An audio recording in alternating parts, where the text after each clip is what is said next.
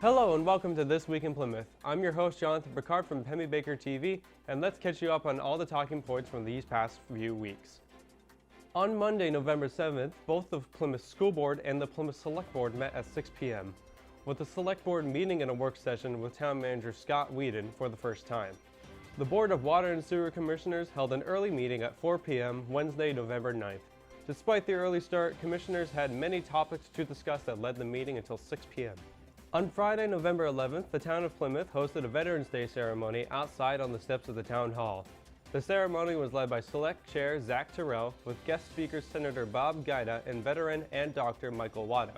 If you missed the ceremony or any other of our live content, you can watch it all on demand on our YouTube channel, Baker TV, or during select times throughout the week on channels 1301 and 1302. Tuesday, November 8th was Election Day. The town of Plymouth saw many participants come out to cast their votes, and many more to register to vote in Plymouth for the first time. We streamed coverage of the event all day, then went over the final results with the town moderator, Robert Clay. Here are the results of the election today. For governor, this is for the town of Plymouth. For governor, Kelly Helderson, 35. Carolyn Borzowsko, 15. Tom Sherman, 1235. Chris Sununu, 1002. For U.S. Senator, Jeremy Kaufman, 57. Maggie Hassan, 1565. Donald C. Bolduc, 684. Representative to Congress, Ann McLean Custer, 1570. Robert Burns, 709. Executive Counselor, Cindy Williamton, 1,435. Harold F. French, 773. For State Senator, Suzanne M. Prentice, 1,448. John McIntyre, 789. For State Representative, the top 3 vote getters are the ones that will get the seats. Bill Bolton, 1,377. Sally Fellows, 1,414. Peter Lovett, 1,345. Kendall Hughes, 709. George Kirk, 620. And Mike McLaughlin, 666. For Sheriff, Jeffrey F. Stiegler, 1,449. Steve Tatum, 752. For County Attorney, Martha Ann Horniak, 1,335. She was running unopposed. County Treasurer, Karen Eloit Hill, 1,435. Brian Deere, 752. For Register of Deeds, Kelly Monahan, 1,419. John Ranlett, 794. Register of Probate, Chuck Townsend, 1,474. Paul Ingelston, son, 699. And Marcia Morris for County Commissioner, 1,426, and Omar C. Ahern, 803. And there were miscellaneous write-ins for many of the positions. Also, on the yes-no ballots, it was for Article 1, it was 1,365 yes, 660 no. And for Article 2, it was 888 yes and 1,136 no. That is the results of your vote. Now moving on to this past week, the Select Board met once again on Monday, November 14th, with Town Manager Scott Whedon giving a new and lengthy update from the Town Manager Report. Let's loop back to Scott. I will say it has been a very busy 10th day of my appointment to town manager. And I want to give an update on what activities I've been up to, but as well as some activities of our town departments and what they've been doing. So in starting, as part of my presentation is coming to the board, as town manager, I talked about value statements, the mission, the vision, the values of the town of Plymouth. And I had a great department head meeting last week, of which we discussed the mission, vision, and values. And the department heads had very few comments, but we're all in support of our value statements. And I just want to read those real quickly. Our mission statement is to provide affordable, fair, high-quality municipal services in responsive, accessible local governance, ensuring all persons the opportunity to enjoy, contributing to, and being part of the Plymouth community. Our vision will be a town with an emergent urban vibrancy guided by a small-town sense of community. Urban vibrancy is the buzz, the vitality, and the creative energy that propels economic growth and cultural achievements. I've had meetings and have been setting up meetings. Like I said, I've met with SEU 48 in the Plymouth School District. I've met with the town of Ashland. I've met with about half of the downtown businesses. I was fortunate enough to meet with the Rotary last Wednesday morning. And during that meeting, I learned of a styrofoam recycling program that the Rotary across internationally support a recycling program for styrofoam. I had the opportunity to talk with Jim Kahn, our recycling center manager. Jim's done some research on it, so that's something that we may be able to move forward with in the upcoming near future. I have meetings scheduled this week with the town of Campton, the town of Rumney, and the town of Holderness to see how we can collaborate and strengthen the relationships that we have between our neighboring towns and ourselves.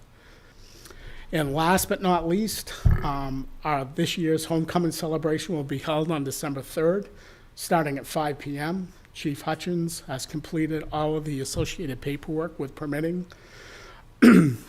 and has also requested the land use for the bonfire that held on the property of Plymouth Village Water and Sewer. He works closely with the Plymouth Rotary, the Plymouth Fire Department, and businesses along the main street and throughout the town of Plymouth. We have a great people working very diligently to make this event happen and be a very successful event. So that concludes my report for this week. Joseph Perez was appointed as an alternate for the LRPC Transportation Advisory Committee. The board also approved several purchase orders and held one of 2 public hearings that had been scheduled for that night, first of which being for the proposed solar array from the Energy Commission. We are going to discuss the Plymouth Energy Commission has a proposed solar array. And to start this public hearing, I think maybe we'll have someone from the Plymouth Energy Commission just give a very brief introduction to this project. So first of all, I want to thank you all for joining us. And by us, I mean the Select Board, of course, and also the Plymouth Energy Commission. We were actually commissioned in 2010, and all of our members tonight are here with us, which is great. We operate under a set of bylaws, and we have a specific purpose. The purpose is to reduce energy consumption or find ways to do that, propose those less consumption ways that we could work with the Select Board on. Also to reduce energy costs, to decrease our reliance on foreign energy sources, to move towards energy independence, and also to promote sustainable energy options, alternatives. And I also called the bond bank, New Hampshire Bond Bank. Mm-hmm. New Hampshire Bond Bank does not allow you to get out of your loan. So once you're in, you have to pay. If you pay early, you're penalized for that. Their rates right now we're seeing at 5%. We've seen rates at local banks anywhere from 4.7 to 5%. And a 10-year loan, just a quick itemization, you're looking at your payments to be about $100,000 a year, $97,128, and that is for a 10-year loan. Hello, my name is Sandra Jones, Director of the Plymouth Area Renewable Energy Initiative. Everybody here knows that Plymouth is known for promoting renewable energy ever since 2004. We're on the map region-wide for being supportive of renewable energy. So we would love for the town of Plymouth to support this project. Mike Ahern, resident of Route 3 in Plymouth. I didn't come here to speak on this issue, but it was something when I served on the select board that we discussed at length about a solar array.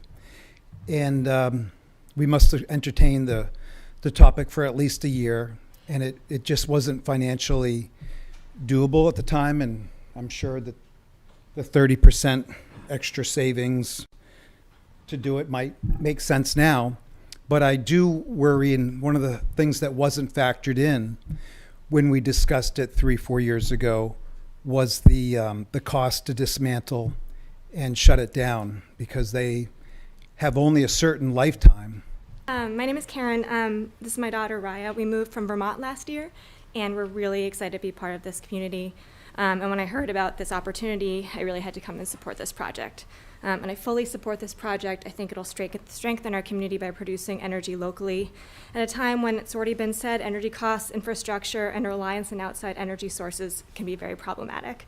Following that, the second public hearing for $134,000 from the Housing Planning Opportunity Grant. Second public hearing of the evening. The Plymouth Board of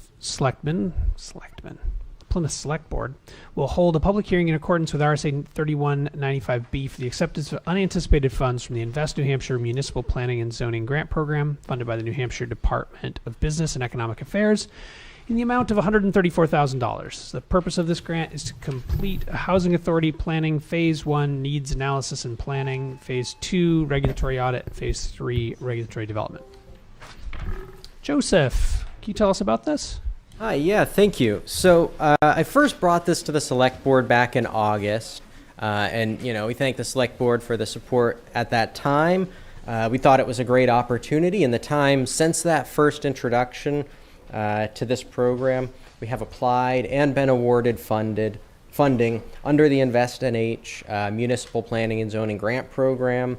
What this funding will do is allow the town of Plymouth to contract with a housing and planning consultant to conduct a sort of thorough housing study of the town of Plymouth. It's a sort of a 3-phase program. It came out of what was originally called the Governor's Housing Plan. It's part of a $5 million program to help municipalities look at their housing needs, their housing wants, and formulate regulatory or examine regulatory barriers that may or may not exist. Is this kind of like in concert with the the statewide housing assessment, and this is how we're going to be dealing with that? Yep, that'll definitely be a part of this. Anything else from the board? Town manager?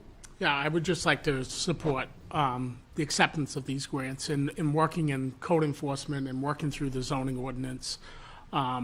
There's a lot of things that need to be evaluated. I think the housing assessment in the town of Plymouth definitely needs to be evaluated, as well as the zoning regulations. And I think there's several different pieces of that that will come out of the evaluation that will make things better for Plymouth. I'll make a motion to accept the $134,000 for the Housing Planning Opportunity Grant.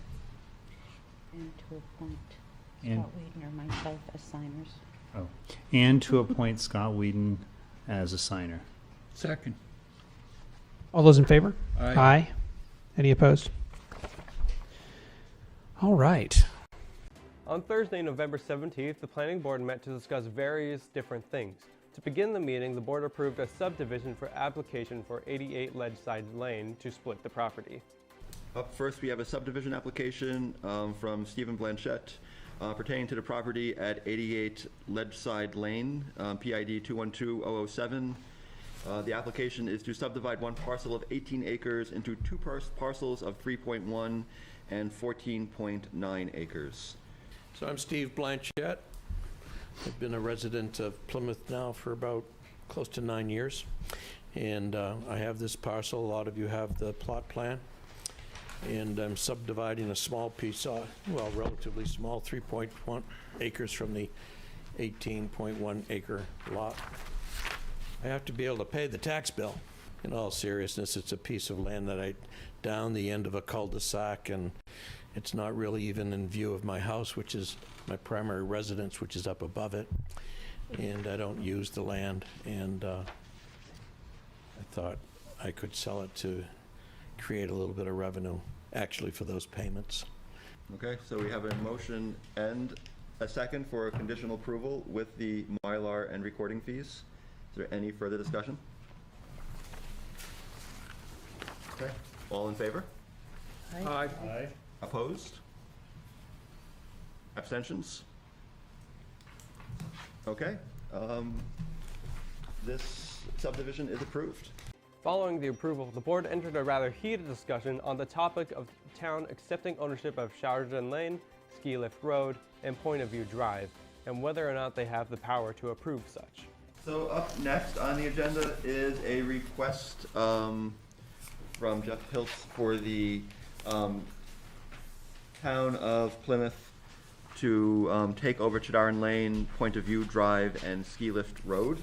Just to clarify the process here for staff. So the actual cession of the road to the town is a select board issue, and our goal here is to kind of clean up some loose ends with an old approval that hasn't quite gotten all the loose ends tied up.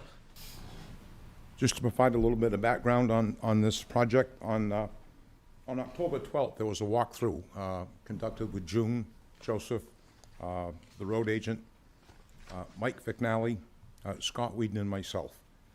Mike Vicnally, for your information, is the town engineer. And there were 3 items that were pointed out that were not built per plan, and I just wanted to offer some background on that, and then I had a few questions. One of which, on phase 1, it called for a roundabout, and that area was turned into a green area with a curve put in as opposed to the roundabout that was shown. And that request was made of one of the residents on the subdivision, and I asked them to come in tonight so they could talk about that and explain to you how that occurred. This is Julie and Christian Bisson. I think it was 2006. It was a long time ago. And I know Jeff was out there, and we live right by the roundabout, right across the neighbor's driveway. And so I said, what's the plan for this area? And they said to pave it. And I said, well, can we turn it into a green space? Because we don't need the roundabout anymore. They're extending the road. So it was for a fire truck turnaround. And then once the other road was punched through, we didn't have to have a dead-end turnaround. So instead of paving it, I said, I'll grass it. Well, you laid some dirt. Yeah. You laid the dirt, I grassed it, I said I'd mow it and weed whack or whatever. So that's what we did. So actually then we set up a meeting, and the town planner, whoever was the town planner around that era, like 2006, I don't know who it was. She came out, she was small. Miriam Bader. Okay. Lovely. She was very nice, and she thought it was a great idea to do a green space, and all the kids and so it was Jeff, Mary, and myself, and I think there was one other person, but we can't remember. It was a long time ago, but they agreed to it, and so I guess nothing was ever written down. So he formally, he had met with Joseph and myself, and we'd had a couple conversations about what to do to have these roads, given the level of development up there, have the town take them over as town roads. So we pulled out the road acceptance policy and provided that to Jeff, and I don't know, a few weeks went by, and he submitted a formal letter to the select board so that you have that road acceptance policy. So basically, he's kind of going through step by step on that. So we also provided funds, which we have in an escrow agreement, for Mike Vignali from KV Partners to do some engineering review. So that's why we had the site walk with Mike.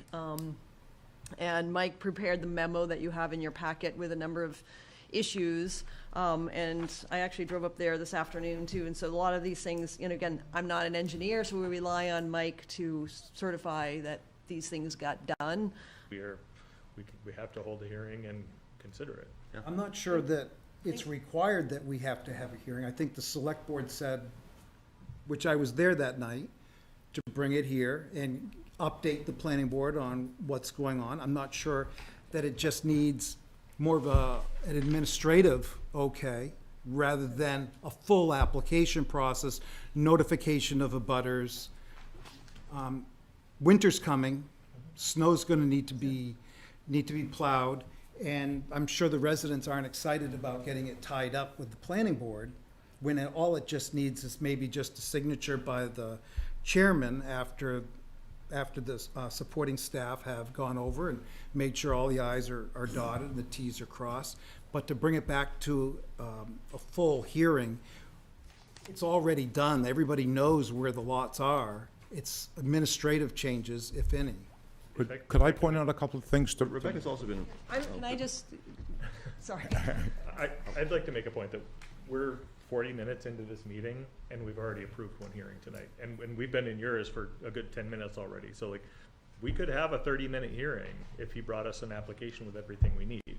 I don't mean this against anybody on the No, board, but sure. Typically, the board members don't have the expertise to approve the plan. They only do that on the recommendation of the engineer and/or their department heads. True, but it still has to come back for review. Now, June, if I could just show you this. This is an as-built drawing that was just completed today. Is this what you're looking for in the form of an as-built? I think,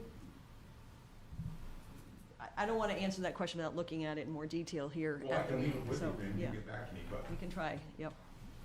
We can try? Well, we will try to get back, yes, Jeff, we will get back to you. We've been very responsive on this. No, and I'm not trying to be pushy. I'm just we trying may to need a little find out time, This is what yeah. you're looking for, so I can provide it, that's all.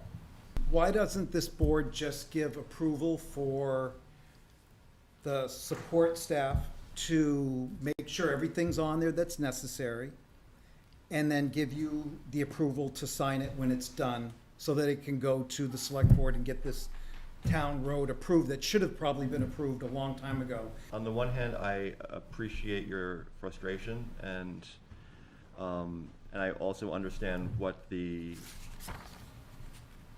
words are in our regulations, which seem to suggest what June is saying. And ultimately, that decision, of course, is not mine to make. If other members of the board want to go with that, that's not really a motion could be made. I make a motion that we allow for the support staff and planners to make sure all the information is on the plan that they believe that would satisfy for the select board to either approve or not approve, and give the go-ahead for the chairman of the planning board to sign off on whatever needs to be signed.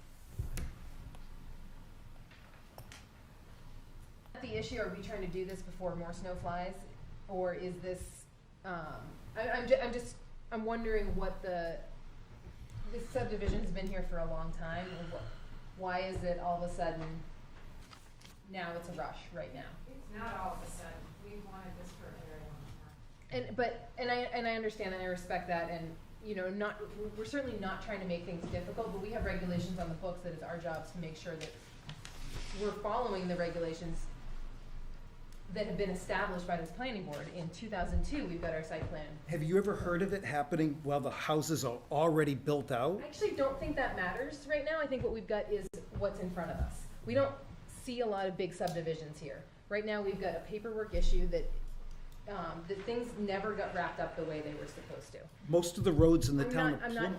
not done. Go ahead. I do believe we will do our diligence to move this forward as quickly as possible. It's not our intent to tie anything up. Yeah, thank you very much for coming and helping explain and showing the documentation. And yeah, just keep in touch with June and the staff. And thank you. Now for the weather this weekend with PSU Meteorology Department. Tonight, however, we're seeing a low of 22 degrees with those clearer skies and winds coming from the west at around a good 5 miles per hour. Next couple of days as we head into the weekend, we're seeing a high of 40 on Saturday with that sunshine. Sunday, we are going to see some clouds begin to move in with a high of 34, and those clouds are going to stick around in the PM on Monday at a high of 39. Next couple of hours as we look at our extended forecast, not a lot of precipitation in our area. We're just going to see some clouds begin to move in and out. The precipitation is out on the coast and into the Atlantic. As we head into Sunday morning and Sunday night, we are going to see those clouds again. Some announcements for this week. The annual ski and skate sale kicked off yesterday at Plymouth Elementary School, hosted by Plymouth Recreation Department and Play. Time is running out, so be sure to attend the last day of the shop this morning from 10 a.m. to noon. SAU 48 will be on Thanksgiving break from November 23rd through the 25th. The PRHS Holiday Concert, Still I Rise, will take place on Monday, December 5th at the Silver Center for the Arts at Plymouth State University. The concert will start at 7 p.m. The high school will also have a delayed opening on Thursday, December 15th. Thanks for tuning in to this week's edition of This Week in Plymouth. If you'd like to be a part of our show or have content you think we should cover, contact us with the information on your screen. For our executive producer, Dan Salzer, I'm Jonathan Picard. Thank you for watching, and we'll see you next week.